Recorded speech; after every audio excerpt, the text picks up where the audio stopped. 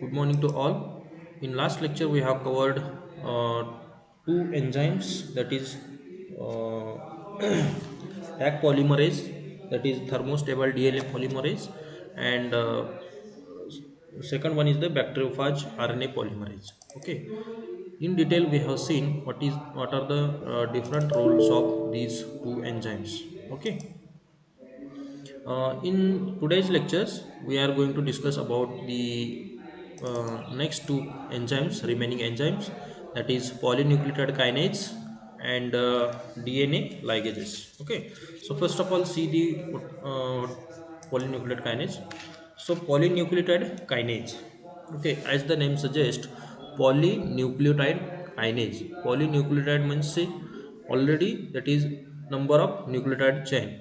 Okay म्हणजे न्यूक्लिओटाइडचं काय आहे चेन आहे त्या ठिकाणी मग त्या ठिकाणी काय करतो तो कायनेज म्हणजे addition of phosphate molecule okay म्हणजे एखाद्या न्यूक्लिओटाइड चेनवरती फक्त ह्या ठिकाणी जे फॉस्फेट मॉलिक्यूल ट्रान्सफर करायचं काम जे आहे ते कोण करतो तर पॉलिन्यूक्लिओटाइड कायनेज ओके ह्याचं मेन फंक्शन आहे this enzyme that catalyse the transfer of phosphate from ATP molecule आता तुम्ही म्हणाल की हे फॉस्फेट मॉलिक्यूल कुठून ट्रान्सफर करतो तर ते ट्रान्सफर करतो ATP मॉलिक्यूलकडून ATPचं फुल फॉर्म आपल्याला माहिती पाहिजे ॲडिनोझिन ट्रायफॉस्फेट ह्याच्याकडे ATP is having 3 phosphate molecule त्याच्याकडे ATPकडे 3 फॉस्फेट मॉलिक्यूल आहेत त्यामधला एक फॉस्फेट मॉलिक्यूल हा ट्रान्सफर करतो न्यूक्लिओटाइडवरती ओके आता हे कुठल्या एंडला ट्रान्सफर करतो आपल्याला आपण भरपूर वेळा मागच्या काही लेक्चरमध्ये DNA चं मॉलिक्युलर स्ट्रक्चर बघितलेलं आहे 5 प्राईम एंडला कुठलं मॉलिक्यूल फ्री असतो आणि 3 प्राईम एंडला कुठलं मॉलिक्यूल फ्री असतो तर हे जे फॉस्फेट मॉलिक्यूल आहे ते कुठं असतो अटॅच 5 प्राईम एंडला अटॅच असतो ओके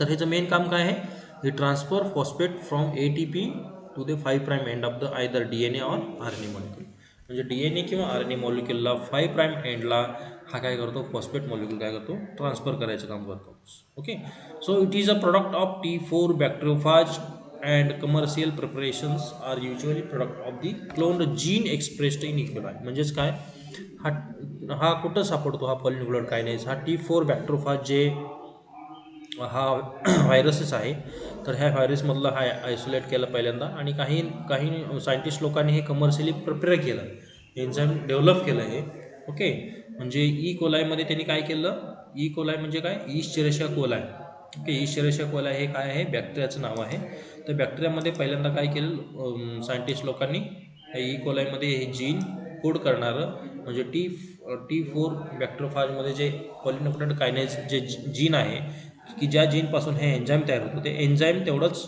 एन्झाईम कोड करणारं जे जीन आहे ते जीन काय केलं कट केलं आणि त्या कोलायमध्ये त्यांनी काय केलं कट त्या ठिकाणी इन्सर्ट केलं आणि त्या कोलायमध्ये एक्सप्रेस केलं आणि कोलायमधलं ते एन्झाईम काय केलं आयसोलेट केलं ओके त्याला म्हणायचं जीन एक्सप्रेस्ड ओके म्हणजे जीन एक्सप्रेस्ड म्हणजे काय एखाद्या जीनपासून एखादं प्रोटीन प्रोडक्ट तयार होत असेल त्याला म्हणायचं जीन एक्सप्रेशन ओके तर next part activity of the enzymes actually हा कसा ट्रान्सफर करतो so in a forward reaction polynucleotide PNK त्याला शॉर्टमध्ये काय म्हणायचं PNK polynucleotide kinase transfer the gamma phosphate from ATP to the 5 prime end of the polynucleotide either DNA किंवा RNA आता गॅमा फॉस्फेट म्हणजे काय की in last slide we have seen that ATP is having a 3 phosphate molecule म्हणजे ATPकडे किती phosphate molecule असते 3 फॉस्फेट मॉलिक्यूल असते तर त्यामध्ये पहिला जे फॉस्फेट मॉलिक्यूल आहे त्याला म्हणायचं अल्फा दुसरा जे आहे त्याला म्हणायचं बीटा आणि तिसरा जे आहे त्याला म्हणायचं गॅमा ओके तर दॅट इज थर्ड नंबरचं जे गॅमा फॉस्फेट मॉलिक्यूल आहे ATP मधला ते फॉस्फेट मॉलिक्यूल ट्रान्सफर करतो आयदर DNA किंवा RNA ओके हे सगळ्यात महत्त्वाचं आहे पहिल्यांदा आपण काय बघितलं what is the role of polynucleotide kinase polynucleotide कायनेजचं रोल काय आहे की फॉस्फेट ट्रान्सफर करणे आता फॉस्फेट ट्रान्सफर कुणाकडून हा घेतो ट्रान्सफर करण्यासाठी ATP मॉलिक्यूलकडून ओके ATP मॉलिक्यूलमध्ये आपण बघितलं की 3 फॉस्फेट आहेत मग 3 मधला कुठला फॉस्फेट मॉलिक्यूल घेतो कुठल्या पोझिशनचा तर गॅमा पोझिशनचा घेतो ओके म्हणजे गॅमा फॉस्फेट जे आहे गॅमा ओके तर ते काय करतो फक्त DNA किंवा RNAवरती ट्रान्सफर करतो the target nucleotide lack 5 prime phosphate either because it has been dephosphorylated or it has been synthesized chemically म्हणजे तुमचं ज्या टार्गेटवरती आता 5 प्राईम फॉस्फेट मॉलिक्यूल ॲड करणार आहे तर त्याच्यावरती एकतरी ते ॲब्सेंट असला पाहिजे फॉस्फेट मॉलिक्यूल अदरवाईज ते ऑलरेडी असेल फॉस्फेट त्या ठिकाणी तर ॲड करणार नाही ओके म्हणजेच काय ह्या ठिकाणी काय बोललेलं आहे ते आयदर डिफॉस्फोरिलेटेड केलं असेल किंवा म्हणजे फॉस्फेट मॉलिक्यूल काढून तरी टाकला असेल किंवा केमिकली सिंथेसिस केलेला एखादा DNA जर असेल, मग त्या ठिकाणी जर फॉस्फेट मॉलिक्यूल नसेल त्याला, तर त्या ठिकाणी अशा वेळेला आपण फॉस्फेट मॉलिक्यूल ॲड करण्यासाठी पॉलिन्यूक्लियोटाइड कायनेजचा एन्झाईमचा त्या ठिकाणी यूज केला जातो. Okay, you can see here this is the free end of the 5 prime free end आणि 3 प्राइम एंड आहे.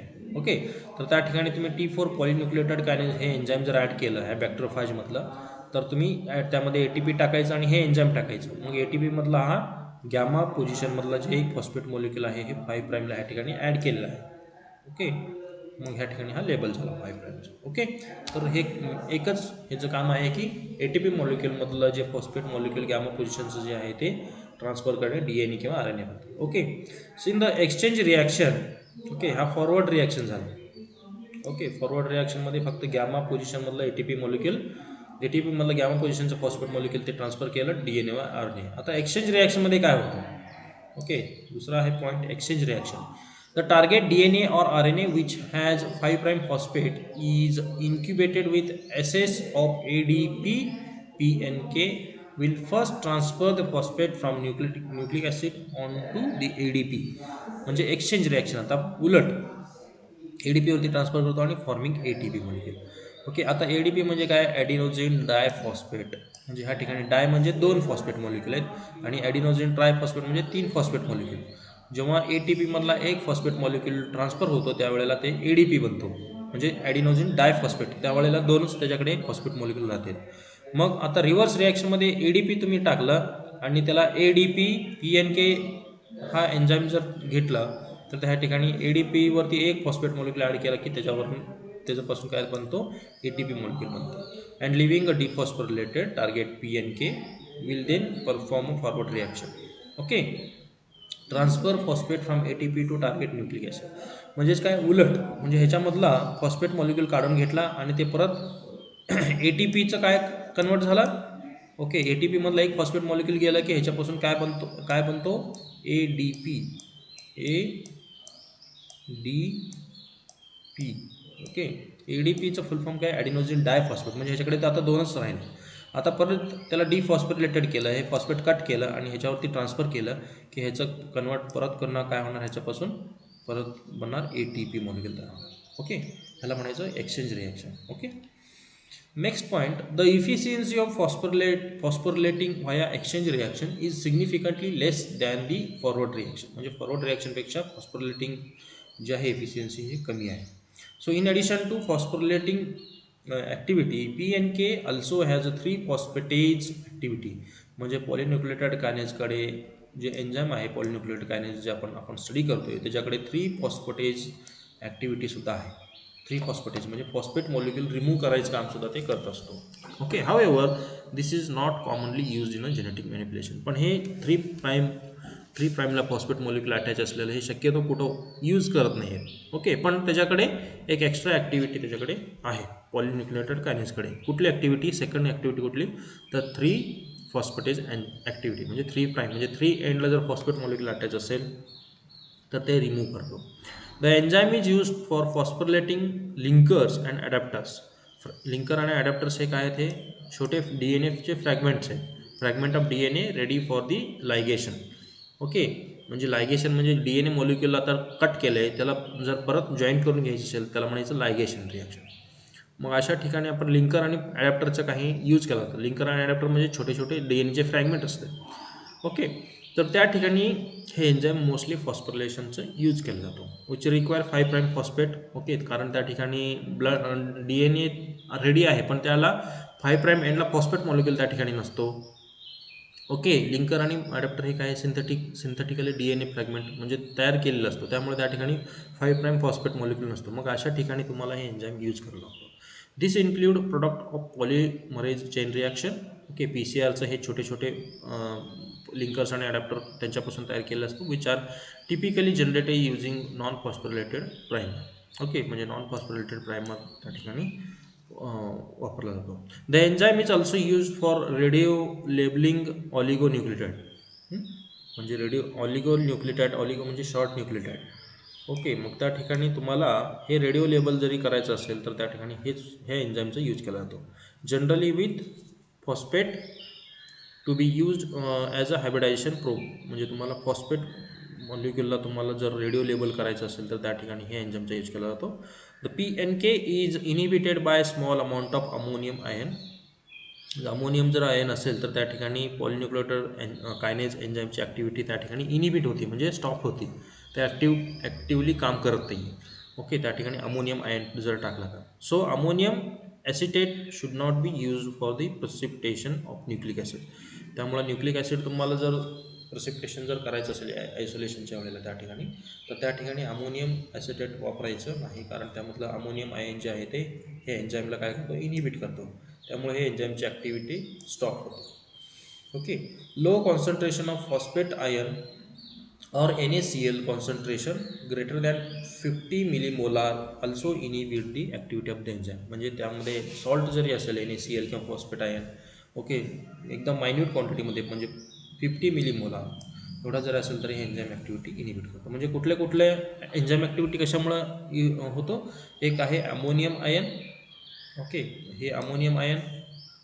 दुसरा आहे NaCl और फॉस्फेट आयन. ओके, हे एन्झाईम, ह्या दोन गोष्टीमुळं एन्झाईमची ॲक्टिव्हिटी काय होती, इनिबिट होती.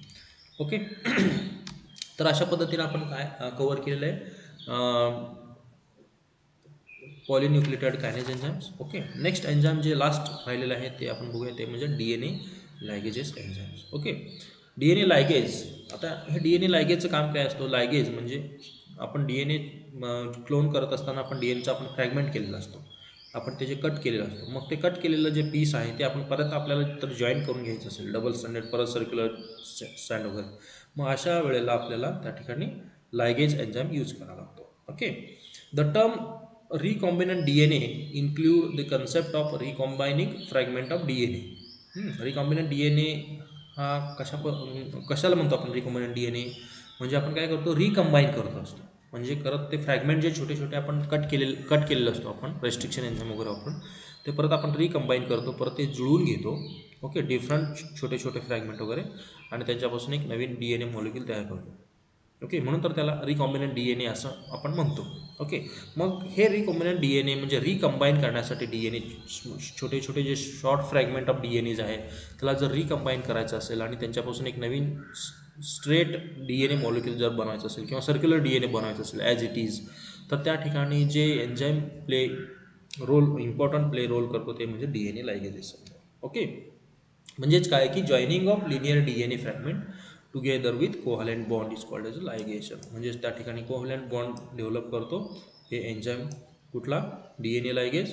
ओके, त्यामुळं हे DNA फ्रॅगमेंट छोटे छोटे जे आहे ते जॉईनिंग करून घ्यायचं काम ते करत असतो.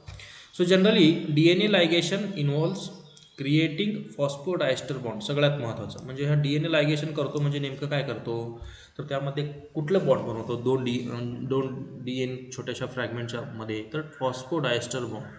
ओके, आता फॉस्फोडायस्टर बॉन्ड कुठं कुठं असतो? फॉस्फोडायस्टर बॉन्ड ते असतो 3' हायड्रॉक्झिल, म्हणजे 3' एंडला जे हायड्रॉक्झिल OH ग्रुप जे फ्री असतो त्याच्यामध्ये of one nucleotide and 5' phosphate of the another nucleotide. Okay, म्हणजे फॉर एक्झाम्पल हे शॉर्ट DNA फ्रॅगमेंट आहे. ओके, ह्या ठिकाणी हे आहे 5' एंड, ओके, हे आहे 3' एंड. ओके, मग आता दुसरं हे आहे, दुसरा एक छोटासा शॉर्ट फ्रॅगमेंट DNA, हे सुद्धा हे तर 5' आहे आणि हे ह्या साईडला 3' आहे. ओके, तर हे 3' आणि हे 5'.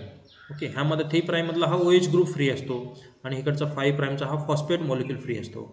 मग ह्यांच्यामध्ये OH ग्रुप आणि हा फॉस्फेट मॉलिक्यूल ह्यांच्यामध्ये जर कोव्हॅलेंट बॉन्ड डेव्हलप होऊन जे बॉन्ड तयार होतो त्याला म्हणायचं फॉस्फोडायस्टर बॉन्ड.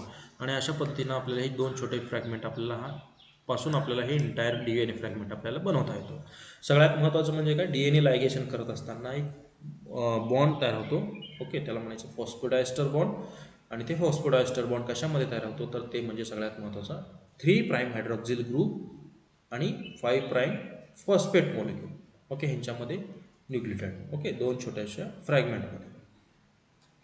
आता the enzyme use to ligate DNA fragment is T4 DNA ligases, mostly use होणारं जे लायगेजेस आहे आता. ओके, आता हे DNA लायगेज जे आहे ते T4 म्हणजे बॅक्टेरियोफाज मधला हा पहिल्यांदा आयसोलेट केलं T4 DNA ligase, which originate from T4 bacteriophage, म्हणजे हा एक आपला व्हायरसेस आहे. ओके, त्या व्हायरसेसमधला DNA लायगेज सुरुवातीला सायंटिस्ट लोकांनी आयसोलेट केलं आणि ते मोस्टली यूज केलं जातं T4 DNA ligase. Okay, this enzyme will ligate DNA fragments having overhang असलेलं DNA फ्रॅगमेंट वगैरे जॉईन करतो. ओव्हरहँग म्हणजे काय की हा ओके हा इथंपर्यंत ओके पेअर आहे, पण इथं काय आहे ह्याचा अनपेअर आहे, ह्याचे पार्टनर या ठिकाणी रिकामे आहेत, ओव्हरहँग याला म्हणायचं, किंवा cohesive end. Okay, that are anneal together as in a इको आर्मर. ओके, तर this is a equivalent to repairing nick in a duplex DNA. म्हणजेच काय की ह्या ठिकाणी nick in a duplex DNA याचा अर्थ काय, फॉर एक्झाम्पल हा आहे डबल स्टँडर्ड DNA.